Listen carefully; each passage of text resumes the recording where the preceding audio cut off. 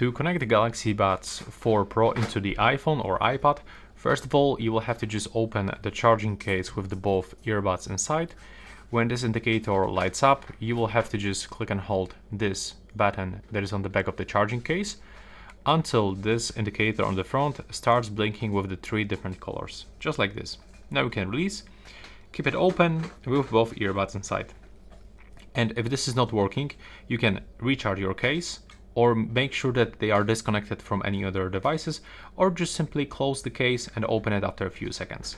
Now, when the pairing mode is enabled, you have to open the system settings on your iPhone, go for the Bluetooth, click on this switcher to turn it on, and select Galaxy Buds 4 Pro from available devices list, and we are successfully connected.